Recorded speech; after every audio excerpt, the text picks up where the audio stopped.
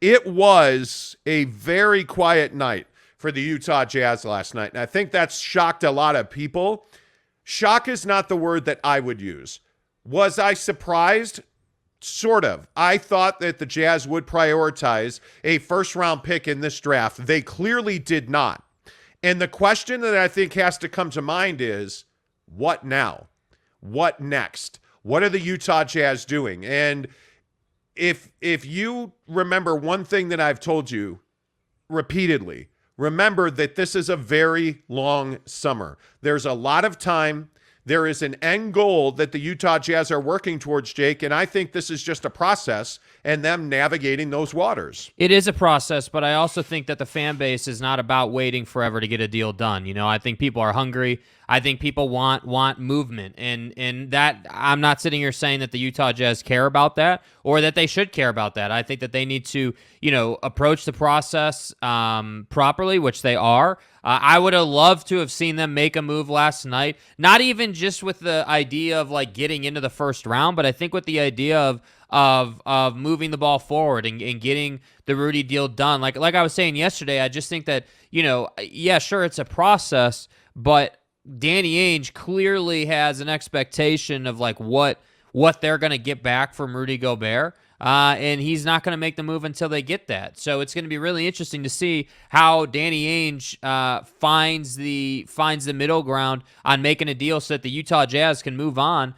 from Rudy Gobert. And frankly, I think that the Utah Jazz not being in the draft is a really interesting thing. It's almost uncomfortable to say the words, hey, the Utah Jazz were not in the 2022 NBA draft. It's kind of crazy to say that. And so, when you combine that thought process with what we saw go down at the top of the draft last night, I think it's a really interesting time for the organization. But overall, I think I definitely want to say that if you're a Utah Jazz fan, like, we shouldn't be panicking. There shouldn't be the hysteria on Twitter about, oh, well, now they're not going to trade Rudy and we're just running it back. Last night I must have saw like, I don't know, 20, 30 tweets from different accounts saying, oh, well, the Jazz just want to run it back. And if that's the case, I'm jumping off the ship until, 2024 or whatever. Like, that's not what's happening here. You have to understand that, yes, it's a process, but inside of that process, you have to understand the Jazz are not in a position to make a deal with ease. There are a lot of things at play. There are a lot of complexities for the Utah Jazz, and I think that whether they make a deal with the Chicago Bulls or whether, it's with another team, I think you just have to understand that this Rudy Gobert $50 million deal is not an easy one to make. And that's why I think you're going to hear the word a lot, hey, this is a process, because it is a process. But I think, what you also have to understand is fans are hungry, man. Fans are tired of having the same conversation. Is Don leaving? Is Rudy getting traded? Like, are we going to trade Mike? Like, I think there's some burnout factor on that. And that's why I think that the fan sentiment right now is a little anxious, a little ready for some movement. Yeah, and I just think that you can't be so quick to react. You can't have these knee-jerk reactions. I think, again, and, one of the first comments we got this morning, which I think was a very good question by Jake R., do we trust that Danny Ainge has bigger plans after not making any moves during the draft? Great question. A great question, Jake. I think I do trust Danny Ainge. I mean, why? What's your reason for trusting him? Well, I think when you look at Danny and you look at his experience and you look at his track record, that's all you really have to go on with Danny Ainge. And I think if you look at what he did in Boston, if you look at the way he's executed throughout his career as an executive, he seemingly always has a plan. Why would that change now? And that doesn't mean you agree with the plan. That doesn't mean you like the plan. But he has a plan. And from what I understand and what sources at the Jazz are telling me, they simply were not able to get a deal that they liked. Mm-hmm. And they're not going to just make a deal for the sake of making a deal. They knew from the moment that Danny Ainge was hired as a CEO last fall, because I know he only started this job in December, but Danny Ainge was in place last fall. He began consulting Ryan Smith last fall. They knew at that point that this was not going to be a club that you build through the draft. So it's not surprising. I think it would have taken, and from what I'm told, it was going to take the perfect deal to make a trade last night for the Utah Jazz. It really is that simple. That deal didn't come along. The good news is they're in a position where nothing's broken, nothing's lost. They still have every opportunity in the world to move Rudy Gobert to Chicago, to Atlanta, to any number of suitors, because there's not a lack of teams pursuing Rudy Gobert. That simply is not the situation. Mm-hmm. It's the right trade that nets you the return that you're looking for. And Jake, yeah, I have every reason to believe that they are going to make that deal.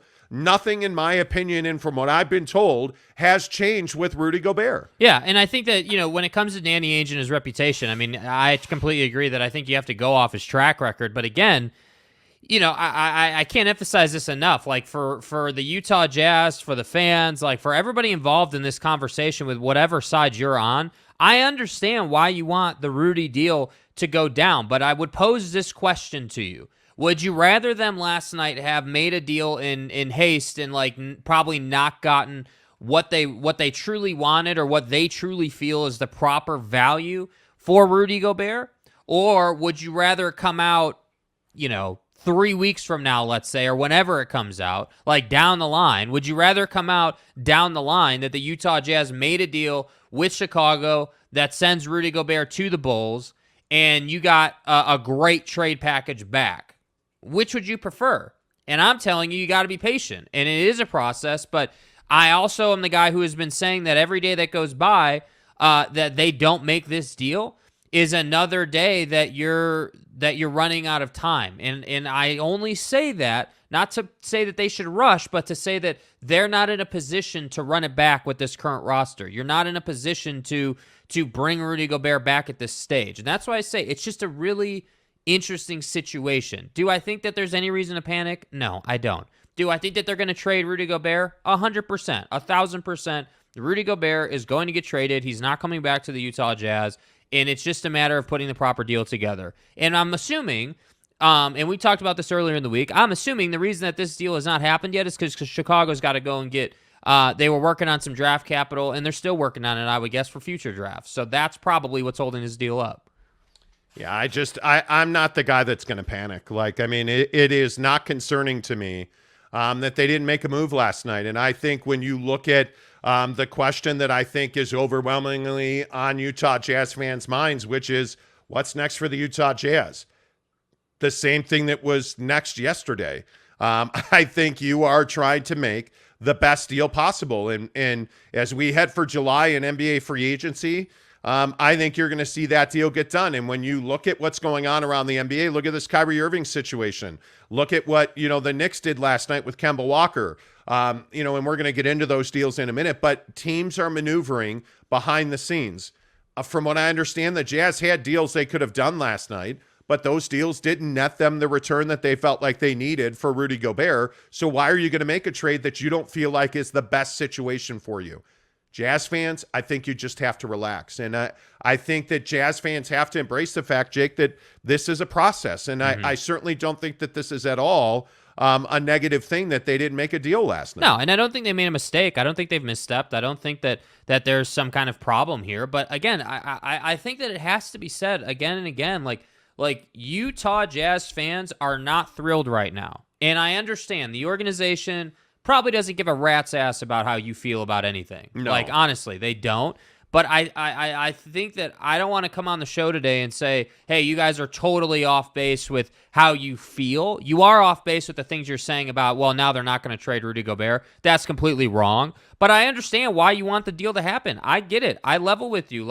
Hey, we want to see some movement here. We want to see some traction. We want to see Danny Ainge live up to the God status that he is as an executive that we've been hearing for months on end now. So I understand and get it. But is that fair? Wait. Yeah, I do think it's fair. Is that fair, though, when we're talking about, God status or, I just don't know that putting that label on him is necessarily fair. Has he not been labeled as one of the best executives in the league? Has Ryan Smith not called him the best basketball mind in basketball? I think that Ryan Smith has had extremely high praise for Danny Ainge. I think that Danny Ainge has been regarded as this great pickup for the Utah Jazz. And again, I'm not sitting here saying he hasn't done a good job. I just think he hasn't had the chance to make a move yet.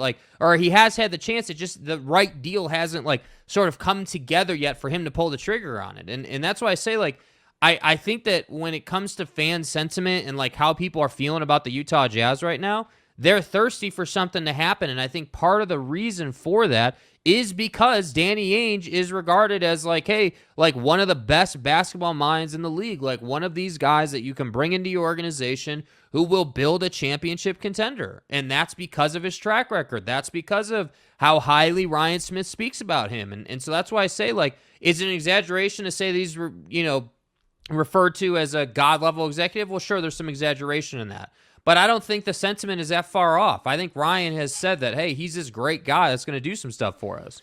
Yeah, I don't disagree with that. Now, I mean, has Ryan Smith hyped up Danny Ainge? Well, yeah, I would agree with that. And I think when we get into situations like we're in now, where the Utah Jazz had a very quiet night last night, yeah, I think that there is going to be consternation and concern amongst Utah Jazz fans. And I'm not even saying that that's unwarranted. I understand why you feel that way.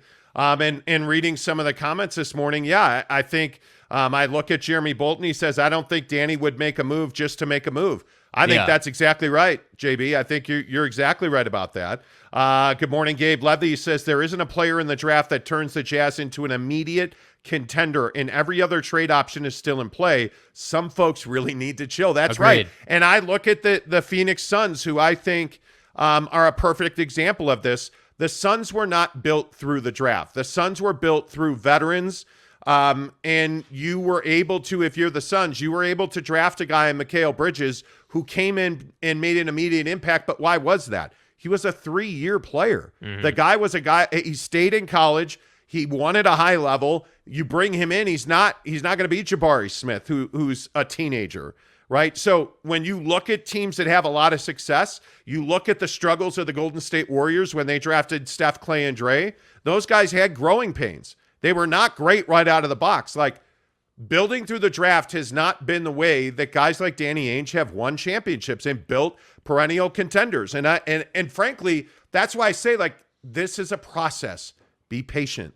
And if you're patient, and I think much to Gabe Ledley's point, if you chill, and some people really do need to chill, right? I think you're going to see that the Jazz, when you come out on the other end of this, the Jazz are going to be a better team than they are today. Just take it nice and easy, okay? Just relax. Thank you. That's really all you need to do. You know what I'm saying? Rudy Sanchez says Jazz fans need to be patient and need to understand that if you don't make the team better or bring back a good return, it's not worth it. I totally agree with that. John Jackson, good morning to you. JJ says there's a big name. There's some big names that are up for trade deals. It's smart for the Jazz to look carefully at their assets to inquire better. And I think you mean to acquire better players. Yeah, I agree with that. Yeah.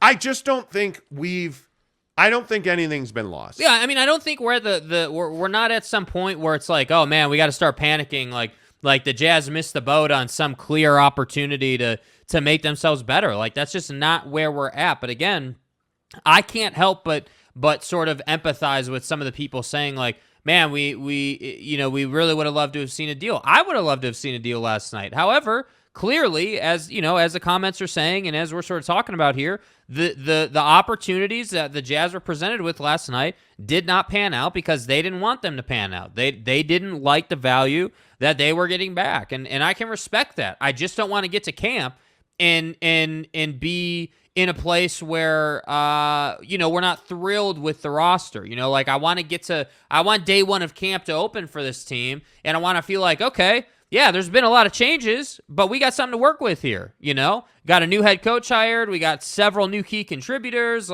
We're feeling good about ourselves, We got a new car here. So, that's what ultimately I think this will result in at the end of the day. Yeah, and I think when you look at Hullabilly's comment, he says, I'm more concerned about us getting the right coach.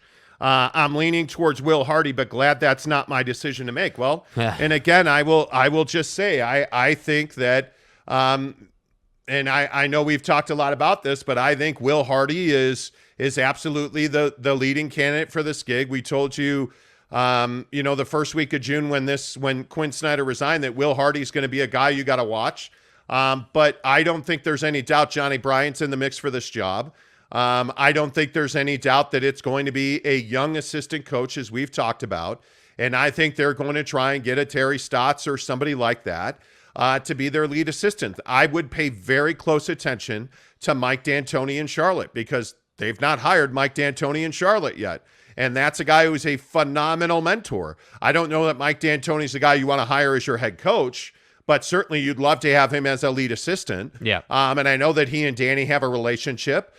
So my guess is that if Mike D'Antoni does not get the job in Charlotte, that he would certainly be a guy that they would call and count on. And I know that the Jazz want to have a veteran lead assistant and beyond Alex Jensen, who I think is a candidate for this job, but I think it is highly unlikely that he would end up being the head coach of the Utah Jazz.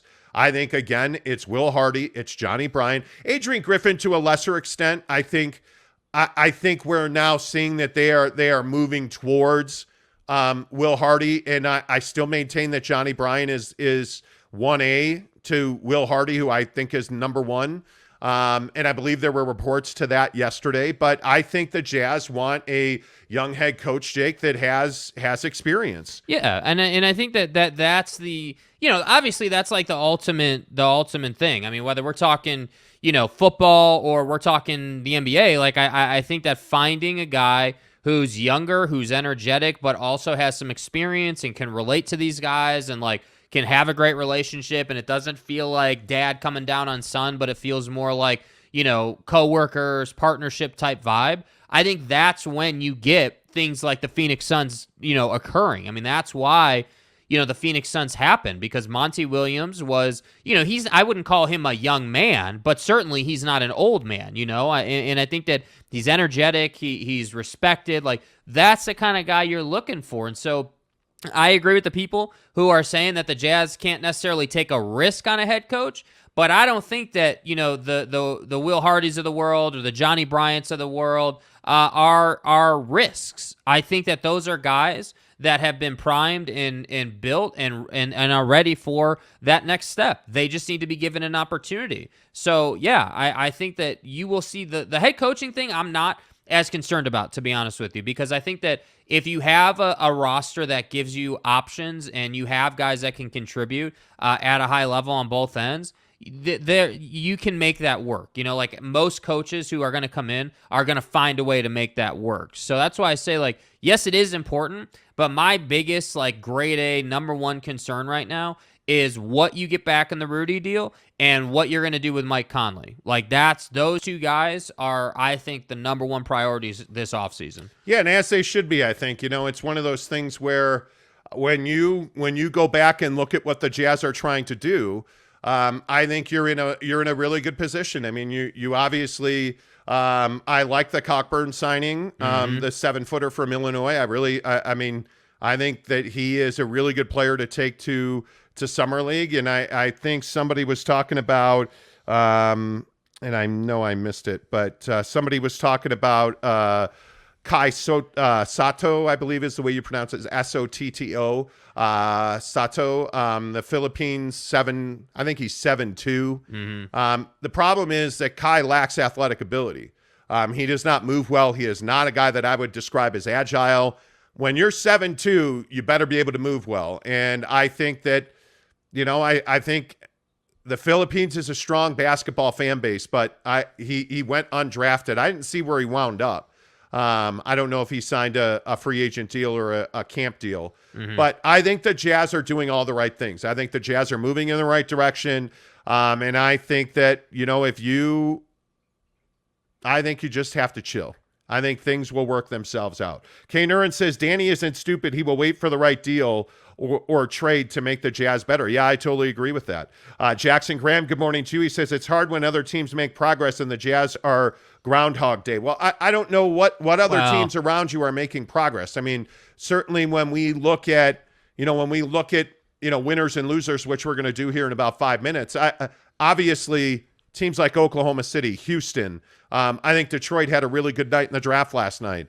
But when you look around you, I think this Jazz team wasn't looking to make progress with a young player through the draft. Yeah. again, I think this is going to be a team that's going to build through free agency and continue to surround guys like Donovan Mitchell with talent.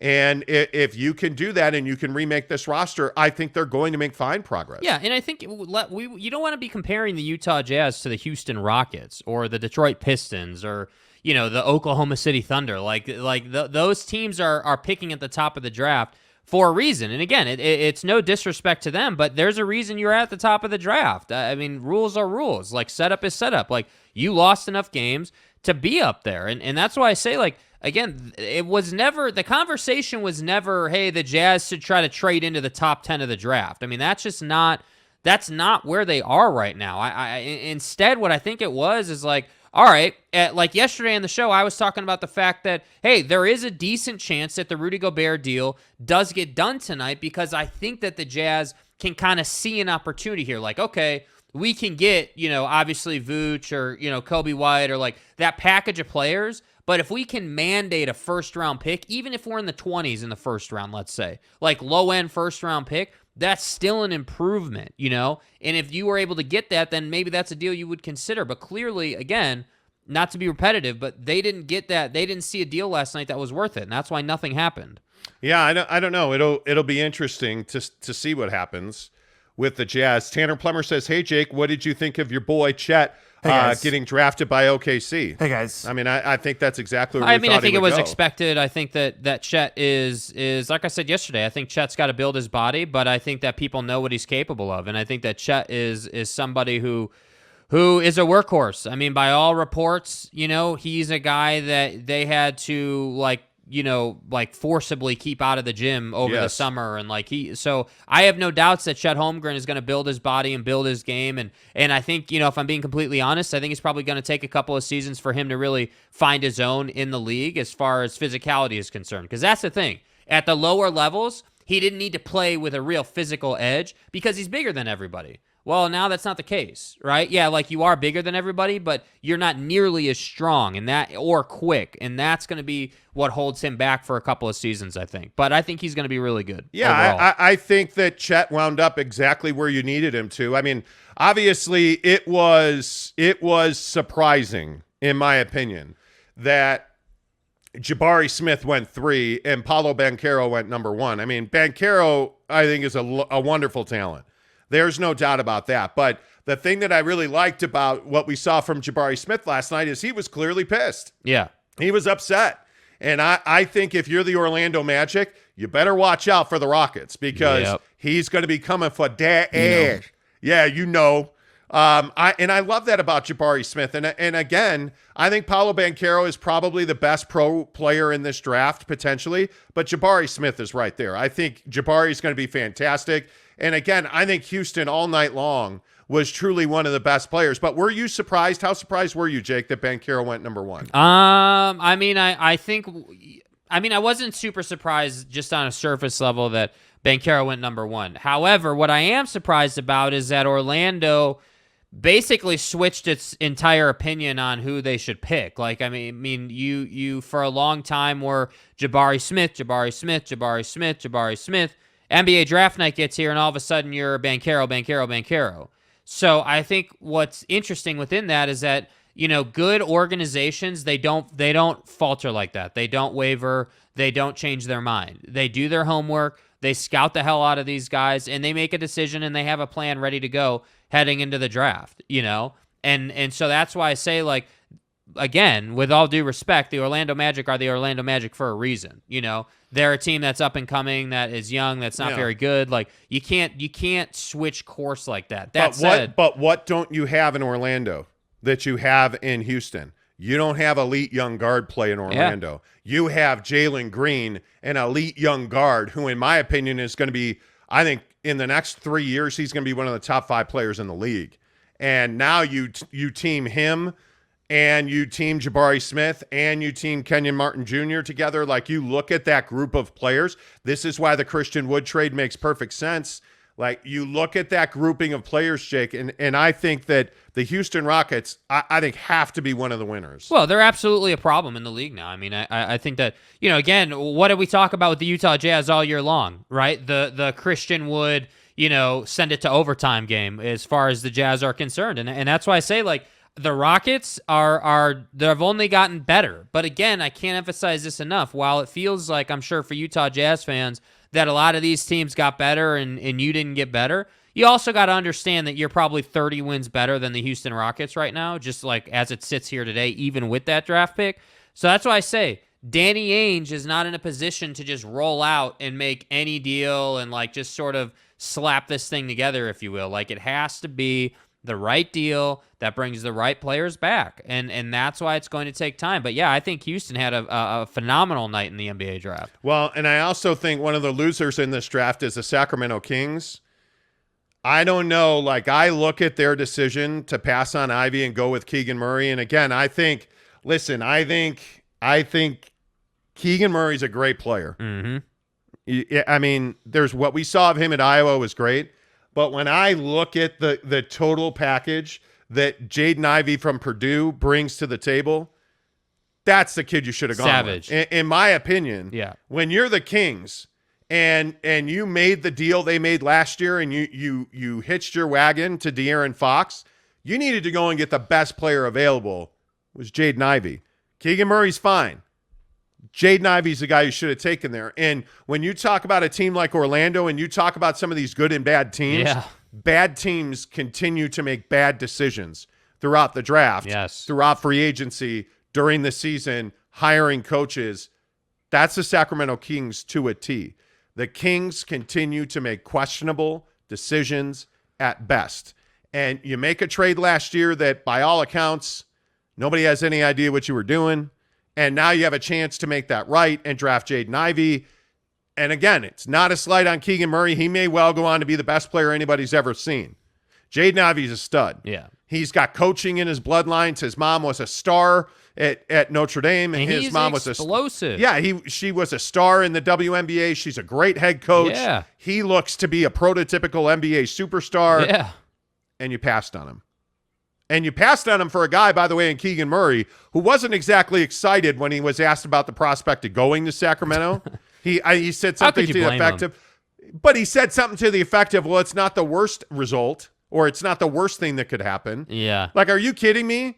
Is that the answer you want from the guy who you drafted number 4 overall? Come on, man. Like, bad teams make bad decisions. I wouldn't be excited to go to the Kings either. I can't blame the kid. Like, I wouldn't be that excited about it. I think that there's 29 other teams or whatever it is in the league, and you found your way to the Sacramento we never win anything Kings. I mean, that's tough, bro. And yeah, you're damn right. The way they handled Tyrese Halliburton and the way that deal went down, and hey, Tyrese is expecting an extension, and you decide that you want to hitch your wagon to Sabonis.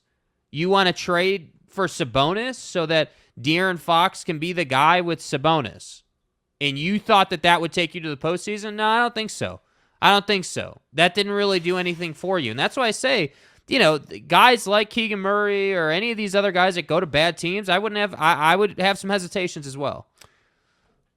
And then there's Jaden Ivey. Yeah. Where did Jaden Ivey end up? Well, he ended up with the Detroit Pistons, who I think had a phenomenal night last night. They wind up with Jaden Ivey, Jalen Duren with the 13th. They're going to wind up buying out Kemba Walker. Mm-hmm. And now you're going to put a group of guys like Ivey, Cunningham, Duren. Are you serious with the Detroit Pistons? Plan. Right, hell of a night. Now you look at these models of these bad teams at the lower end of the league. Well, look what Houston did. Houston went and got a bunch of young guys, and they're bringing everybody up. Yeah. Detroit went and got a bunch of young guys. Now they're bringing everybody up. And I think the other thing you got to remember is these teams aren't done. That's why now it makes sense. The Jeremy Grant trade makes sense. You look at what you're hearing out of Houston, that they're going to trade John Wall and Eric Gordon, and they're gonna continue to do everything that they need to do to bring these young guys up. Yeah. And I think Detroit's doing the exact right thing. And I think Detroit is going to be a force for several years. Yeah, or in several years here. Yeah, and I think that I think they're going to be much better just this coming season. I mean, I don't know about playoff better, but like I think that they've gotten much better last night. Like I think that I think that Cade Cunningham is somebody who is going to be an all-star level player for a long time. And I think that he brings you reliability, and I think he brings you stability as well. And I think that Cade Cunningham, partnered with some of this talent that they got in the draft last night and letting go of Jeremy Grant, I think was really smart. I have to say, I think it was really smart front officing, if you will, out of the Detroit Pistons. And I think that they've got a bright future. And it'll be really curious, again, as you said, all these bad teams that are sort of up and coming with all this young talent, who is that team that really breaks through first? Is it the Rockets? Is it the Pistons? Is it now Orlando? Because don't forget about a guy like Markelle Fultz. Don't forget about all these other guys, Cole Anthony. Like, they've got talent on that roster. Now, obviously, that talent's got to put it together and play good basketball. But again, when you have talent, at least now you've got an opportunity to win some games. Yeah, and I think when you look at a couple other teams I want to point out, the G League Ignite, putting 3 guys into this draft, into the first round, I think is fantastic. Or excuse me, 2 in the first, 1 in the at 37. But you look at Dyson Daniels at 8 to New Orleans. That's absolutely a win for the Ignite. You look at Marjon Beauchamp, 24 to Milwaukee. That's a win. And I think Jaden Hardy, 37 to Dallas. I mean, those 3 guys, I mean, that's huge for the G League Ignite. That tells you that path to the NBA is absolutely viable. Mm-hmm. They're putting guys into the first round of the NBA draft. That's a path where you can now get paid. If you don't want to go to college, you can get paid and you can do your thing. Although obviously NIL deals change all of that completely. Right. But the G League Ignite is absolutely a place for young, talented players who don't necessarily want to go to college, don't necessarily want to go to Australia. This is a place now, the G League Ignite, where you can go and you can expect to get drafted into the first round of the NBA. Absolutely. Of the NBA draft. I think this is a big win for the G League Ignite. And then, my friends, there is the New York Knicks. And I just don't get it. Like, when we talk about teams that are bad and consistently make the wrong decision, and we talk about Donovan Mitchell going to the Knicks, I just continue to ask, what are the New York Knicks doing? And I know that I know it's probably laugh-worthy, and I get it. But at what point does the NBA's most important market, who hasn't been relevant in over a decade, at what point do they get out of the doldrums? At what point does this team start taking steps in the right direction? And I understand the Kemba Walker thing, he was a bust there. I totally get that. I know they want Jalen Brunson, but here's the problem. You cleared all these picks and all this money, and Jalen Brunson doesn't address your needs. No. So my question, Jake, is what the hell are the New York Knicks doing? Yeah, I don't have an answer for that, and I don't think a lot of people have the answer for that. And I think most people are asking the same question you just asked me. What are they doing? And I think that, I would throw the Knicks, the Kings, several other teams into this mix of like dumb teams that do dumb things repeatedly, that net them dumb results. And I think that, I know that's harsh. I know that's pretty brutal sounding, but ultimately, what would the Knicks be if Dolan wasn't their owner? What would the Knicks be if they actually had an owner who cared and who actually was involved and who actually wanted to win instead of just making money? I mean, it is a travesty that this low-ass level of basketball is played, several nights a year, obviously, at Madison Square Garden. That is embarrassing for the league. And at some point, it's got to change. But again, you can't force a change in ownership, really. I mean, you're just not. That's never going to happen right now. So that's why I say, like, it's really frustrating. I wish the Knicks were better. Honestly, I'm not a Knicks fan, but teams like the Knicks, the Celtics, the Bulls, the Lakers, like the original OG franchises, those are the teams that the league needs to be good in order to thrive. And the Knicks are certainly that team that everyone talks about, but they're a laughingstock, and that's unfortunate. Yeah, and I think Alex Chacon makes a great point. Are the Knicks really clearing all this cap space to overpay Jalen Brunson? Yeah, you probably are. I mean, they probably are, because Jalen Brunson, thank you to the Utah Jazz, Jalen Brunson is going to get paid. Yeah, he is. I mean, he's a guy that, and listen, if this is what the Knicks are doing, it's not a bad move to go and get Jalen Brunson, but he's not a guy that you build your franchise around, in my opinion. Yeah, so secondary player. Yeah, that's crazy to me. Tanner Plummer, my money is on the Rockets to break through before the Magic and the Pistons. Totally agree with that. Hey, guys. Totally agree. One round left. Good morning to you. Sometimes the best trade is no trade. Former Jazz GM Kevin O'Connor would say. I totally agree with that.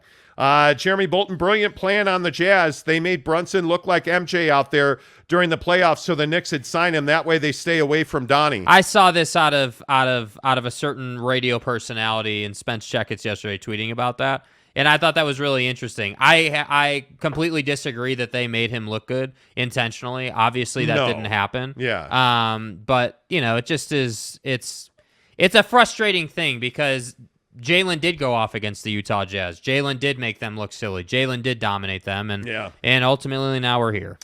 Funny thing about Spence Checkets, you bring him up. Mm-hmm. I guess yesterday, and I don't get to listen to a whole lot of radio because I'm busy at the Yelpatory, but apparently yesterday Spence was ripping our show on his show and talking about X, Y, and Z, and that we were tweeting about the Kyrie Irving situation, and a bunch of dudes tweeted at us, and I think it's so funny that every radio show in this town is talking about us. Mm-hmm. And I just don't understand it. Like, it is baffling to me that these guys continue to talk about us. Like, it is. So apparently Spence was upset, or whatever he was, annoyed or whatever, that I was tweeting about the Kyrie Irving situation. And he said something to the effect of, yeah, sure, like some guy that does a YouTube show has sources about Kyrie Irving. And the best part about that is it's dumb luck. I just happen to be really close with a guy that's right in the middle of that situation. Like, it's dumb luck. And I've said this before, like a guy I went to school with was it works at the Big 12. So I happen to know a guy in the right place at the right time. Yeah. And we tweeted a week ago about how Kyrie Irving wanted Miami or LA, and that his relationship with LeBron James has been fine. Yeah. And then what do you know? Woj and Jake Fisher and everybody else is like, hey, Kyrie wants Miami and LA. And it's like, it's not rocket science. I just happen to know a guy in the right place at the right time. And so the funniest part about that is, like, Spence ripping us on his show. I appreciate you doing that. Knock yourself out, man. Thanks, Spence. We appreciate you talking about it. And that's the funny thing. Like, everyone assumes that like upsets us. It doesn't upset us. I mean, and this is the beautiful thing. Again, I say this every time we have this conversation, that I don't have an allegiance to anybody in this damn town, right? I don't need to be nice to the Utah Jazz. I respect the Utah Jazz. I respect them a ton. I think I think that the people we know in the Jazz, I respect them. There's a lot of respect there, but we do not have allegiance in this town. We do not have to say nice things. We do not have to pander to anybody, and that's what I love about it. And I'm just gonna keep saying this to you guys, all the people, like all the comments, like everybody who supports this channel. You guys are the reason that they're talking about us, because every day someone new finds this channel, likes, subscribes, participates, comments, and we're growing. We're absolutely growing. And again, I can't emphasize this enough. This show had very humble beginnings, and it's growing because you guys are participating, and I really appreciate that, man. That's the whole nine. Appreciate that. And I just don't think that these guys who are doing, like actual like radio, like at a radio station, I don't think that they understand the dynamic that's actually happening here. And that's a greater conversation, but I just wanted to make sure that we said thank you, because again, not being corny at all, totally genuine. You guys are the only reason that we're doing what we're doing right now. Yeah, and I think the interesting thing is that we can't hide from the things we've said. I mean, our show is archived every single day on YouTube, and I encourage you to go back to November, December when we started talking about the Jazz stuff. Go back to when Rudy signed his damn contract and what we said about it. Go back to what we said about Mike Conley's deal when they signed that deal. Yeah, go back. And again, I think I actually like Spence's show. I try to listen pretty regularly. He's the only show that I'll regularly listen to in the Valley. I can tell you that right now. I don't know why he chose to get after us yesterday, but I it's not personal to me. You know, it's not. I don't know him. I've never met Spence. Spence and I have never talked. I don't know him at all. Yeah. I don't know anybody at ESPN 700. Like, I don't know. I've never met Bill Riley. I don't know Porter, his producer. I don't know Spence. Like, right. I don't know those guys. I don't know, like, the other guy that came up was Sean O'Connell. I don't know Sean O'Connell.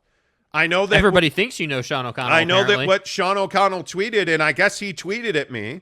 And I reached out to Sean. He didn't reach back out, which is fine. Sean was upset that I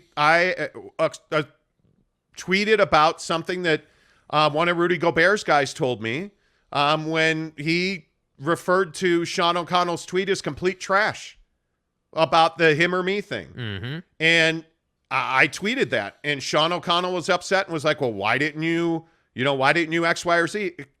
I don't at people. It creates drama. There's no there's no for win it. in it. Yeah, there's like, not. Why would there's I not do a connection. That? There's not a connection, and I think that's what these guys don't understand. And again, I'm not trying to. We're not looking to spend a half hour on this or something crazy. But I just think it needs to be said. Like I hope that Spence Checketts is listening to this show right now. I hope that guys like Bill Riley and like all the other guys in this town are listening to this show, because I don't give a damn if you talk about us or not. Yeah, I could care less, dude. In fact, what I would tell you is every single day someone new finds this show because of the power of the internet and sticks around. They don't have to. Like, the other thing that I think is so funny is that it's one of these things where he's ripping us for doing some guy with a YouTube show.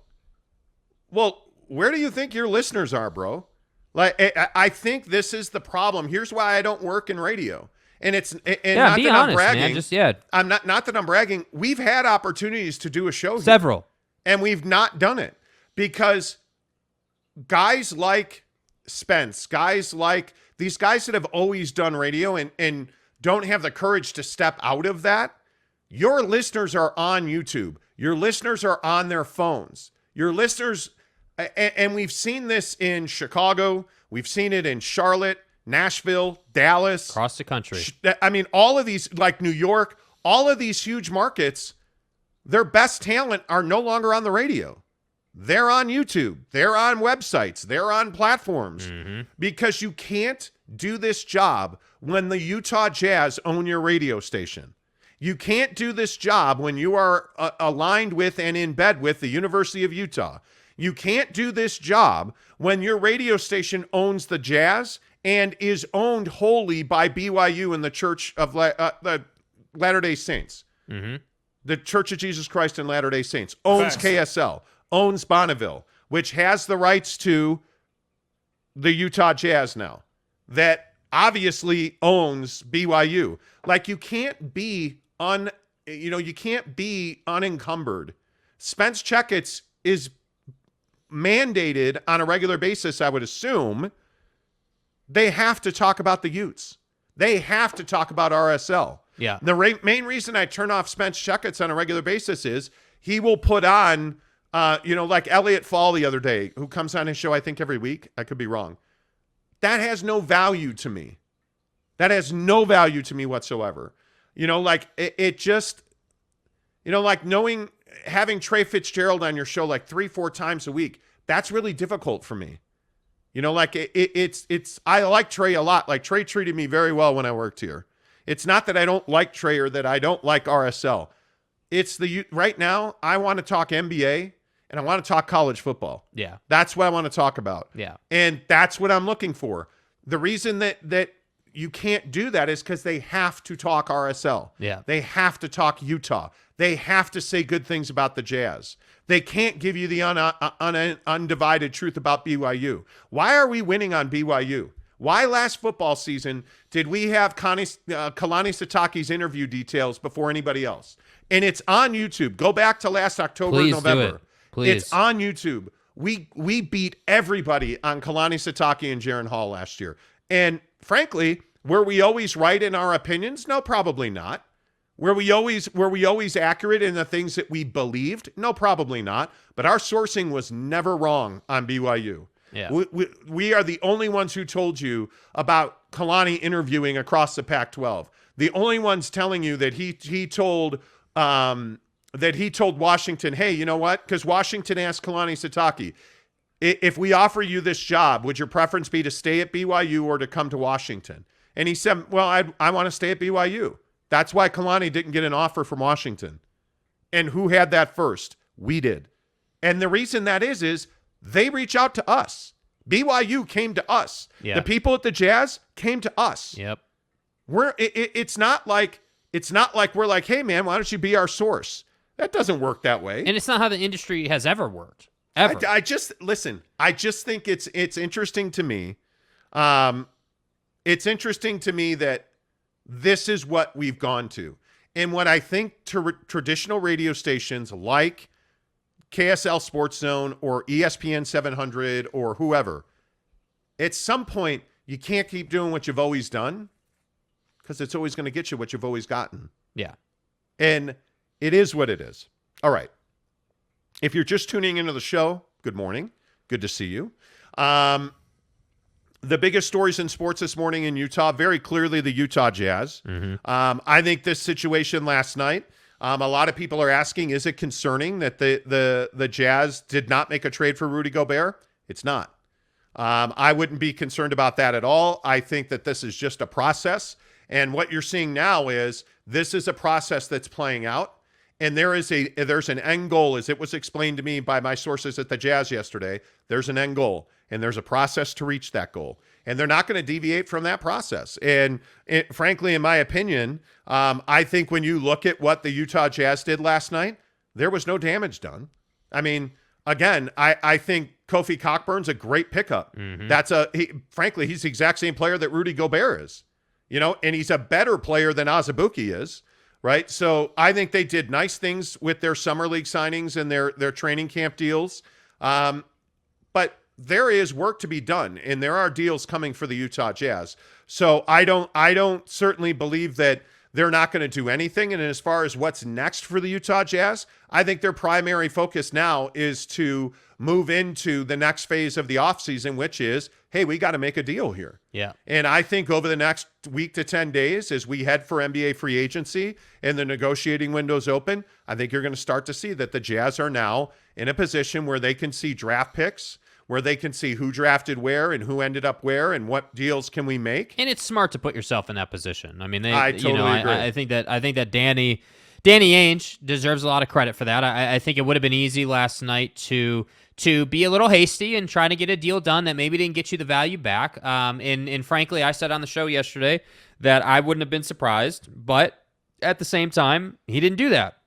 And I love that about Danny Ainge. I love that he understands the value of Rudy Gobert. I love that he wants to be able to sit in his perch and look out over the landscape at all the different opportunities and say, okay, based on what they did in the draft, this tells me they're looking to do this. Can I leverage something there? Like, he just wants to be able to see the entire landscape and then go out and make a deal. So I think it's smart, ultimately. I think it's smart. I totally agree with that. And I think you're going to see deals are going to get done. And it's simply a matter of, time. It's getting the right net in return. Mm-hmm. But I don't think there's any doubt. And NBA sources told me yesterday that the Bulls are still really wanting to make a Rudy Gobert trade. I think one of the things you saw yesterday certainly was that the Bulls were not able to acquire more draft capital. And I think that was one of the major roadblocks is if this deal was going to get done before the draft or on the draft, somebody would have had to make a significant deal to add capital, and the Bulls were not able to do that. Yeah. So I still don't think that this means Rudy Gobert is staying. I think you have a lot of real estate in front of you, and I think your prime season for making trades in the NBA is about to kick off, frankly. The minute that teams are past focusing on the draft, it allows them to really realize, like I look at the Knicks and Jalen Brunson is a great example of this. I think when you look at what your goals are and what you need to accomplish them, the Jazz goals are trading Bojan Bogdanovic and Rudy Gobert. And I think you're also going to see them move Mike Conley. I also have heard a lot about Royce O'Neal being involved in trades. he has value around the league. Yeah. His salary is very reasonable. I also talked to a Jazz guy last night who was telling me that friendships and allegiances on the roster are meaningless.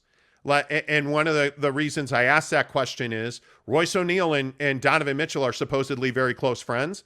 I don't think that means that Royce is going to be here. Yeah. And I think that when you look at what the Jazz have in front of them, I think I would be very confident that the Utah Jazz are going to trade, I would think at least three players off of this current roster and 3 of their 5 starters. I again would say, I think they would like to hang on to Bojan Bogdanovic. I truly do. Mm-hmm. The issue is he has value around the league. There are teams asking for Bojan Bogdanovic. And I think that if the right call comes, they would trade Bojan. I have no doubt about that. And he will every single time. Yes, he will. I think the Jazz would much more like to trade Conley and Rudy Gobert. And I just don't think they're married to anybody but Donovan. And I truly don't believe they want to trade Jordan Clarkson. I think, as I've said for a long time now, I think they really like Jordan. I think they really like him culturally, the way he fits into their locker room. I think Jordan handled all of that noise and the distraction of the locker room issues last year. I think he handled it really well. And I think they recognize that. And I think they recognize that his game fits really well into most systems. So let's project and say, hey, you do hire Johnny Bryant or Will Hardy. And I think those are the 2 names that you really are coming down to. Because, I'm curious if Charles Lee is truly available or truly wanting to be available, because I don't know that he is. Remember, he just got a big raise and a title bump with the Bucks. But I think Will Hardy and Johnny Bryant are your guys. And I think if you bring those 2 guys in, they're going to want to play at pace. I don't think there's any doubt about that. And I think Jordan Clarkson plays very well at pace for the Utah Jazz, Jake. And I think they would like to hang on to him. Yeah, I completely agree with everything you said there, 100%. And it's interesting. Spencer Morgan is echoing the opinion of several people. Terry Stotts, Spencer says, would be a great choice. The question I have is, what is the attraction to Terry Stotts? And this conversation about what you need in a head coach, I think this is a really critical conversation for the Jazz.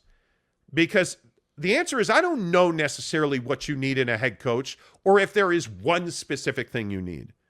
But I think what you need is an assistant coach with developmental experience.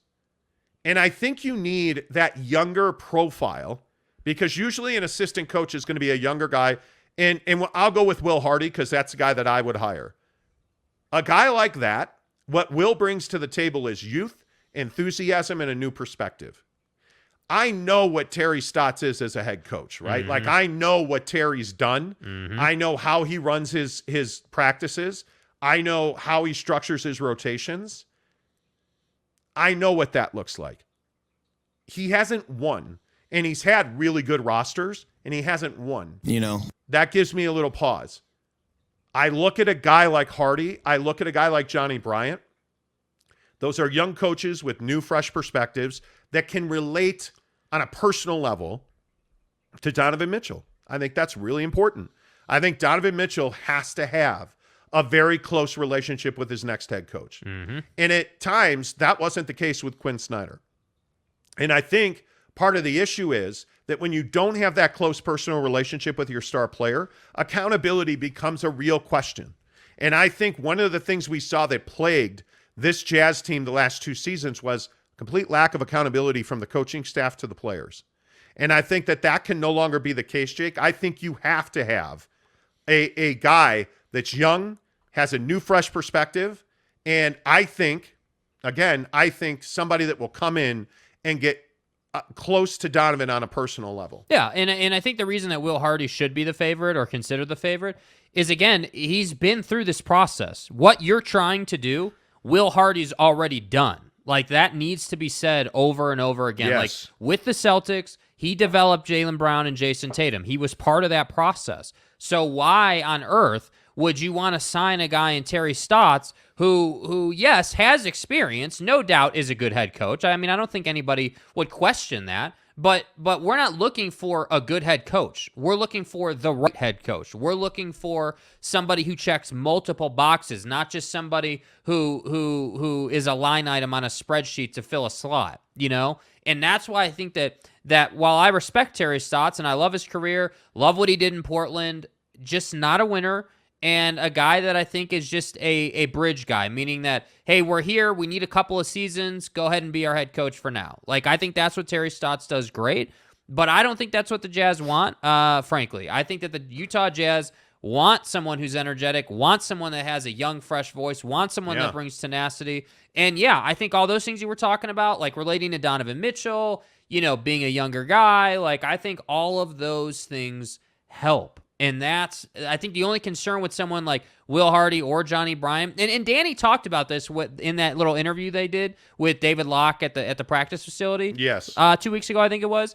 Danny talked about the fact that the concern, not concern, but the thing that he's considering with hiring younger head coaches is that the challenge with that is they may not have, you know, a full staff of guys that they need, that they can just bring in. You know, like when you hire Terry Stotts, let's say, or Mike D'Antoni or whoever, you know, like when you hire Doc Rivers, let's say, Doc's got a whole slew of guys that he's going to bring in as part of his team because he's been around forever. Will Hardy doesn't have that. Johnny Bryant doesn't have that. So that's the other challenge you have to consider when you hire younger head coaches as well. But I also think that's why you're interviewing Terry Stotts. Yeah, and that's a great point. I've always loved this. You know, like he could come in and be, if he's open to it, he could come in and be an executive assistant or lead, you know, assistant or whatever. I think that's a great tactic. And that's why I said earlier, if you're just tuning in, we were talking about this, and I said I'd really pay attention to Mike D'Antoni in Charlotte.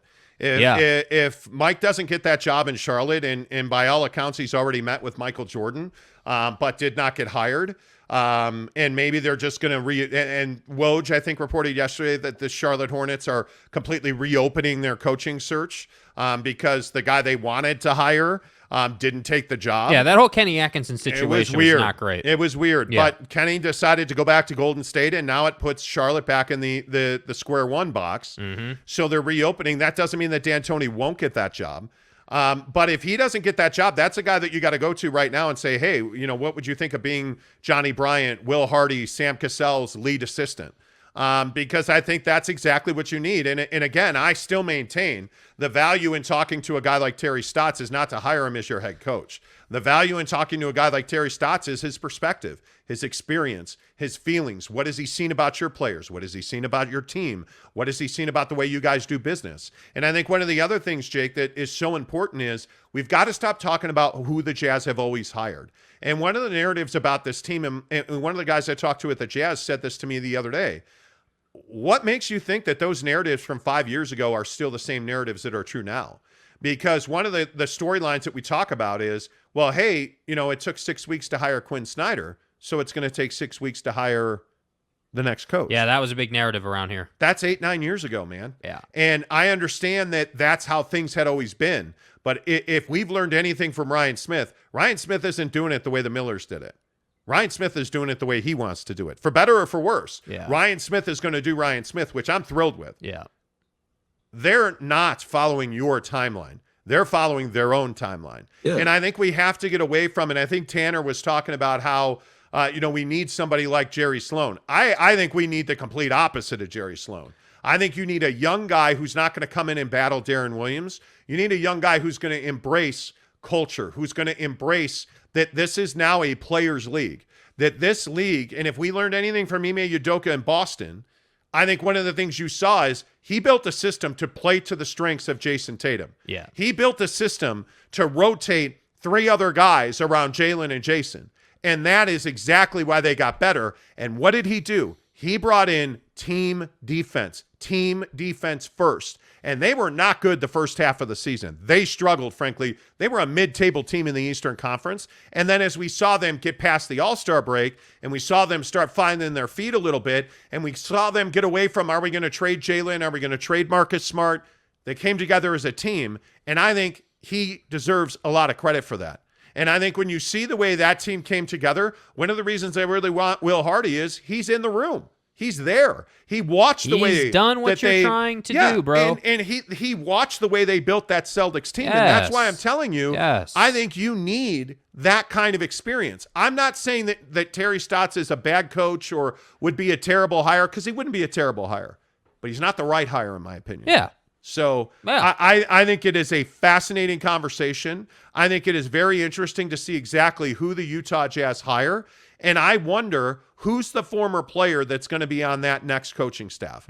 Because I think there's no doubt Alex Jensen's here. There is no doubt about that. My question is, do you get obviously Joe Ingles comes to mind. Do you get that ilk of player?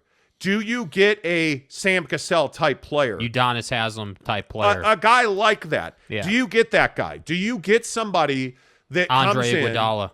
Yeah, who's going to be a player coach, it looks like, with Golden State, by the way. But do you get that guy to come in and be part of culture building, be part of the detail building that has to be part of any successful NBA team? I hope so. And I think that one of the things that Danny's done in his history is he's been really smart with the way he's structured his coaching staffs and development departments. And I'm really looking forward to getting a coach in here and then seeing who Danny brings in with that coach to be his lead assistant. Because I am convinced from what people are telling me, they're going to hire a young current assistant head coach in the league. And one, I don't think it's Sam Cassell. There's just nobody said that Sam Cassell didn't do well. Nobody has said that Sam Cassell is not getting the job. Yeah.